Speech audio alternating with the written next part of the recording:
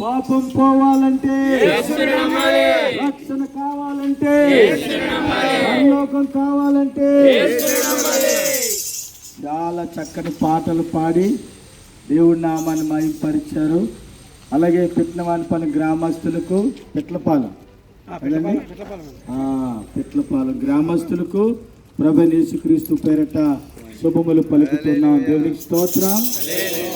అయితే ప్రియులరా, యేసు ప్రభు వారు బైబిల్ గ్రంథంలో చక్కని మాటలు చెప్పారు. ఆ మాట మీ ముందు పెట్టాలని నేను ఆశపడతా ఉన్నాను. యేసు ప్రభు వారు ఏం చెప్పారంటే, అప్పుడు యేసు ప్రభు వచ్చాడు. యేసు ప్రభు వచ్చిన తర్వాత అక్కడ చక్కగా మరి గృహంలోనికి ఆహ్వానించడం, అలాగే ఆహ్వానించిన తర్వాత మరి చక్కగా యేసు ప్రభు వాక్యం చెప్తున్నప్పుడు ఆ స్త్రీ యేసయ్య పాదాల దగ్గర కూర్చుంది. దైవికంగా వాక్యం వినాలని, యేసు ప్రభు దేవుడని నమ్మి విశ్వసించి వాక్యం అనే శ్రద్ధ ఆ స్త్రీలో యేసయ్య పుట్టించాడు. ఆ ప్రాంతంలో ఎంతోమంది ఉన్నారు బెతనియాలో. కానీ యేసు ప్రభు వారు మరి వాళ్ళింటికే ఎందుకు వెళ్ళారు అని అంటే, వాళ్ళలో యేసు ప్రభు విశ్వాసం ఉంది. యేసు ప్రభు అంటే విశ్వాసం కనుక యేసు ప్రభు వారి గృహంలోనికి అడుగు పెట్టారండి. అలాగే వారి పేరు ఎవరంటే మరియా, మార్తా, వాళ్ళ తమ్ముడైనటువంటి లాజరు. మరి మరియా మార్తలకి తమ్ముడు ఉన్నాడు లాజరు అండి. వీళ్ళ ఇంటికి యేసు ప్రభు వారు వచ్చినప్పుడు అందరూ కూడా అనుకునేవారట, యేసు ప్రభు మరియా మార్తల ఇంటికి వచ్చాడు, చాలా ప్రత్యేకమైనటువంటి ప్రాణం అయితే ఏర్పాటు చేయడం జరుగుతుంది అని చెప్పి అందరూ అనుకునేవారట. ఎందుకనంటే యేసు ప్రభు ఆయన బిడ్డల్ని బలపరచడానికండి, ఆశీర్వదించడానికండి. ఈ లోపల మార్త అనేటువంటి ఒక సహోదరి ఉంది. ఆ సహోదరి మరి ఊరంతా కూడా పనులే. అప్పుడు యేసు ప్రభు వారు మార్తను పిలిచి అన్నారు, మార్తా మార్తా, నీకు లోక విషయాల మీద ఎక్కువ ధ్యాస ఉందని చెప్పారండి. దేవుడంటే, వాక్యం అంటే నిర్లక్ష్యం, దేవుడంటే నిర్లక్ష్యం. కొంతమంది జీవితాలు అలా ఉంటుంది.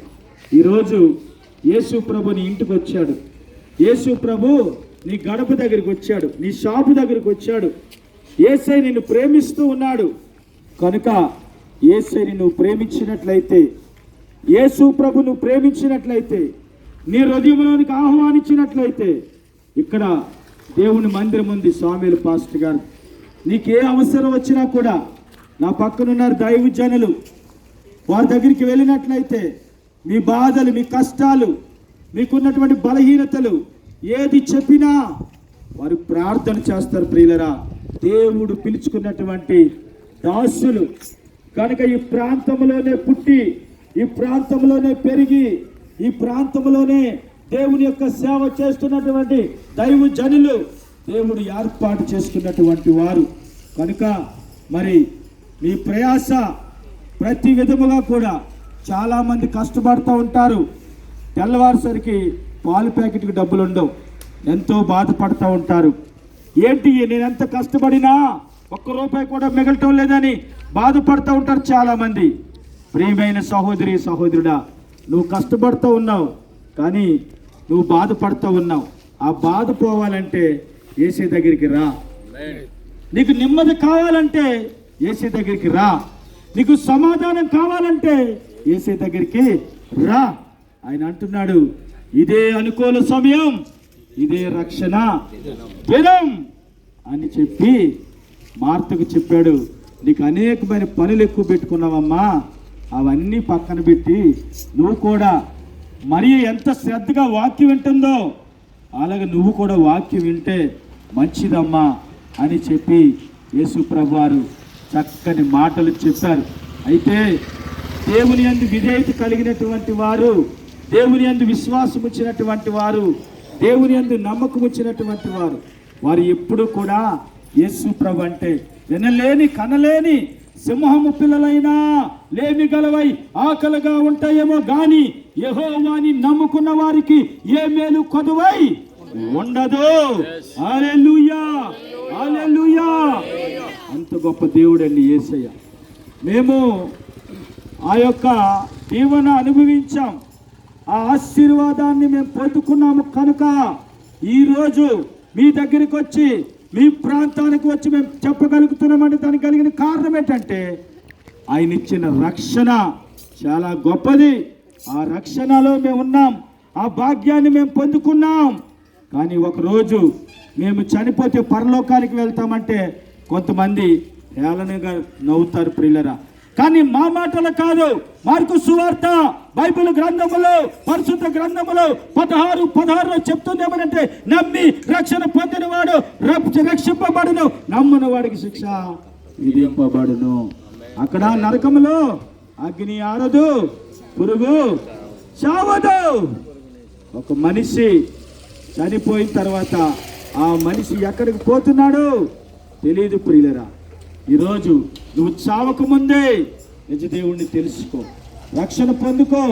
పరలోక భాగ్యములో నీకు కూడా నిజమే, నా ప్రభు నా పరలోక భాగ్యములో నాకు కూడా ఒక స్థలం ఇచ్చాడని చెప్పి నువ్వు కూడా నమ్మినట్లయితే తప్పక దేవుడు నిన్ను ఆశీర్వదిస్తాడు, ప్రభు నిన్ను దీవిస్తాడు, ప్రభు నిన్ను నీ జీవితాన్ని మారుస్తాడు. ఇలాంటి కార్యాలు చాలా చప్పట్లు కొట్టండి. ఇప్పుడు దేవుడు ఎంత గొప్పవాడు చూసారా. దేవుడు ప్రియమైన సహోదరి సహోదరులారా, ఈయన తాగి ఉన్నాడు, పడిపోయి ఉన్నాడు, కానీ దేవుని స్వరం ఆయనకి వినబడింది. ఈ రోజు నుంచి ఆయన జీవితం మారిపోతుంది, ఈ రోజు నుంచి ఆయన బ్రతుకు మారిపోతుంది, ఈ రోజు నుంచి ఆయన సత్య దేవుని తెలుసుకోబోతున్నాడు. ఈ దేవుని కార్యాలు ఇవి చూస్తున్న మీరందరూ కూడా ధన్యులు, ఇవి చూస్తున్నటువంటి మీరందరూ కూడా ధన్యులు. ఒక పాపి రక్షింపబడాలి అని అంటే, పరలోక రాజ్యం చేరాలి అని అంటే, ఇంతకన్నా మనకి దేవుడు సత్యాలు ఇంకేమి కూడా అవసరం లేదు. గట్టిగా చెప్పండి కూడా నేను చెప్తావా. దీనికోసం ప్రార్థన చేస్తాం. మీ పేరు చెప్పండి. కోసం సామ్యూయల్ గారు ప్రార్థన చేస్తాం. ప్రేమ నమ్మకం అనేసి నీకు వందనాలు చెల్లిస్తున్నాం. ఈ మధ్యలో శ్రమలు నీ రాష్ట్రాలు ఎత్తబడిన వాక్య నిమిత్తంగా, మాటల నిమిత్తంగా ఇదిగో ప్రభావ ఒక పాపైన రక్షించబడాలని వాక్యం చెల్లిస్తున్న రీతిగా తండ్రి కుమారు రాంబాబుకి మీ జ్ఞాపకం తెచ్చుకోండి.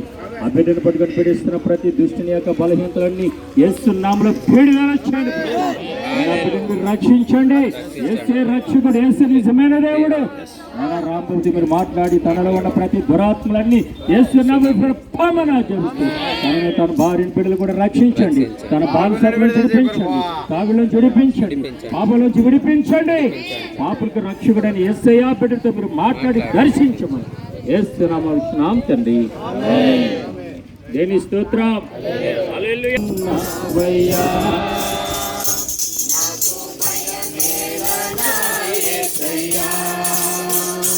నీవు నా తోడు ఉన్నావయ్యా, నాకు భయమేలా, నాకు దిగులేలా, నాకు జీవితేలా, నాకు చింతేలా, నీవు నా తోడు ఉన్నావయ్యా, నాకు భయమేలా యేసయ్యా, నీవు నా